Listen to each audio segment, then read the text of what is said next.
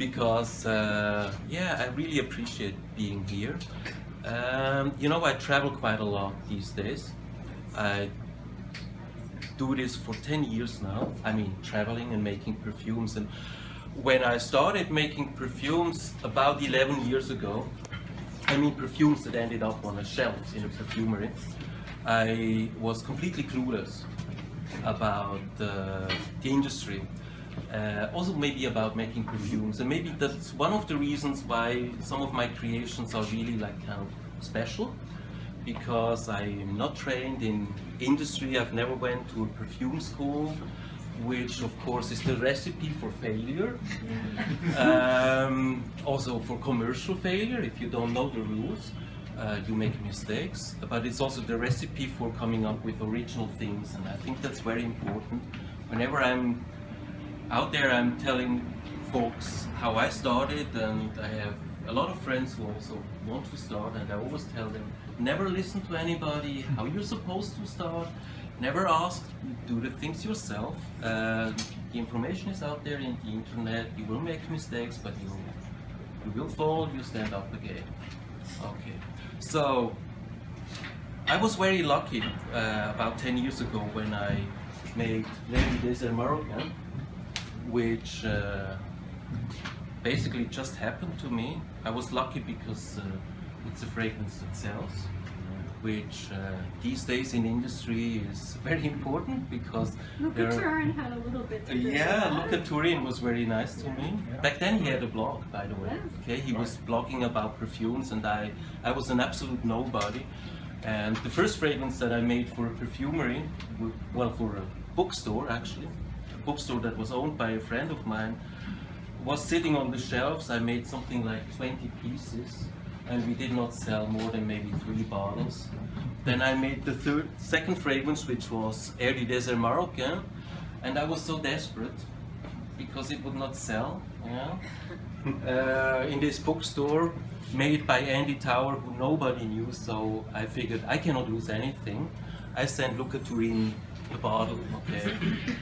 He's a blogger, I'm a blogger too. I was so clueless, I had no idea who Luca Turin is. I just knew he has this perfume blog in it. I sent this bottle, and he wrote about it, and this was basically kickstarting me and allowing me to do a lot of things. How's the age? That was like 10 years ago, in September, 10 years ago. And 10 years is now 2005. Yeah, imagine how time goes by. So, I hope you have enough battery, because I won't finish before an hour. So anyhow, I started to really make perfumes that sold, okay, which is nice. And I started to learn a couple of things, like pricing. When I made the first version of L'Air du Désert Marocain, I figured, this is fragrance for a man. Okay? So it needs to be a bottle, large, with a big spray, was 100 ml, and I was clueless about pricing, and I just figured, I want to be paid, I mean, let's make $65. Okay? So the first bottles of L'Air du Désert were sold for $65, imagine. Okay, back then the dollar was also higher compared to the Swiss franc, but anyhow, and then the fragrance kind of started to sell, and I realized, Jesus, the more I sell, the more money I actually lose, because it's just way too cheap. And because it was 100 ml, it was such a hassle to produce it. Tower Perfumes is basically just me. Still today, I make more or less everything myself, sign the cards and put the labels on and everything. So I learned the first lesson pretty fast, and I think in 2006 I changed the prices and the volume of the bottle. So I basically reduced the volume by a factor of 2, so 50 ml, and I think I raised the price by 30% or so, which of course was kind of like... And the packaging with the spray? Yeah. So there was... With the painted bottle, I had one of those. Okay, so the bottle was very different, very artisanal, very unique. So, and I continued to learn. So I was, for instance, invited once to Kiev in the Ukraine. That was before there was a war.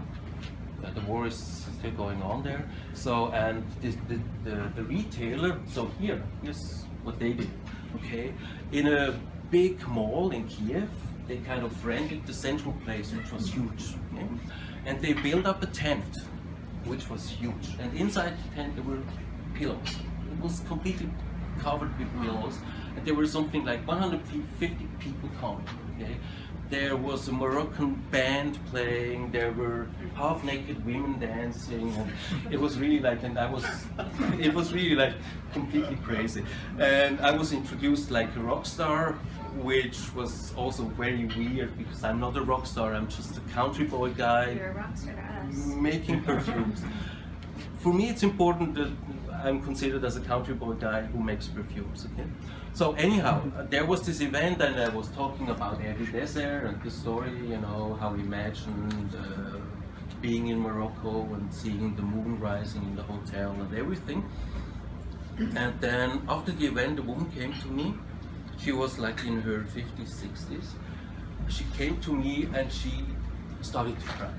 She almost collapsed, you know, and I went like, Jesus, this is way too much, and yeah, you know, it's like, and I later, when she stopped crying, when she just sobered a little bit, I talked to her, and she told to me that the perfume brought all these and these memories, and they were so touching, and she had to cry.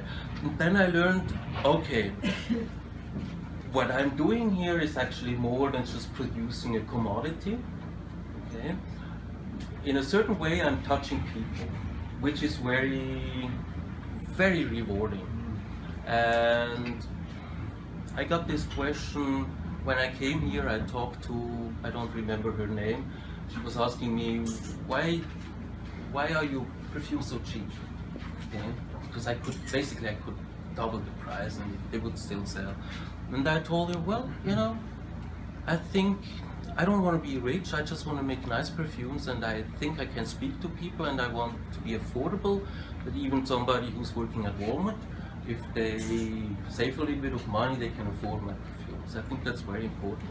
Because perfume, for me, I think is more than just a commodity. Something that we sometimes forget when we are in the industry, you know, because when you're in the industry, you have a sourcing problem, getting all the stuff, especially if you work yourself. I mean, you have to get the raw materials, you have to get the boxes, the labels, and trust me, there's always something going wrong, especially short before Christmas. Because before Christmas, everybody goes crazy in the industry. And then you have to ship things, which is equally complicated or even more complicated. It's perfume, it's dangerous goods, you know, like I sometimes say it would be easier to ship dynamite or to sell cigarettes than to ship perfume or sell perfume. Okay, so it's been quite a journey so far with Tower Perfumes. And the more I was in the industry, the more I realized that actually some things are going wrong there. Okay? In a nutshell, there's too much, way too much, of things that are becoming more and more expensive, and the quality of what's inside is actually going down. My nose, okay? Maybe I'm totally wrong and maybe prices are justified, who cares? But I, for my part, said to myself that this is wrong, it's really wrong, it's the wrong direction, and I want to send a message to the market, that means my competitors, and to my perfume lovers, that one can do really great fragrances for a really reasonable price. And that was somewhere last summer when I had the idea to do the Flash line. Okay? It was kind of like a flash that I had, okay? So a good moment with a glass of wine, and I decided I do another brand. I told my bookkeeper, who is my partner, so I'm not totally alone, so I have somebody who's taking care of the numbers. And I said, okay, how do we do with cash flow? And she said, well, good. but he knows me, of course. When I ask about cash flow, there's something coming, you know. And then I said, okay, and I just ordered the stuff and started the flash line with the goal to make a statement and to, without knowing really where I'm going. I just had the first fragrance, rose flash, then I had the vanilla flash, then incense flash, then what's the last one? Amber flash. Hot flash. Okay. And it's been very successful, and I invite you to smell them. At the bottom you see also the PR for Amber Flash, which also tells you that I try to do things a little bit differently there. And here's the last thing, that's the irony. Actually, in a market where we have way too much of everything, I'm even making more. Okay? And I still have no solution for that, because in the end, at the end of the day, I'm a creator, and you know my Excel is full with formulas, and I just need to make perfumes and bring them. Keep making them. Man.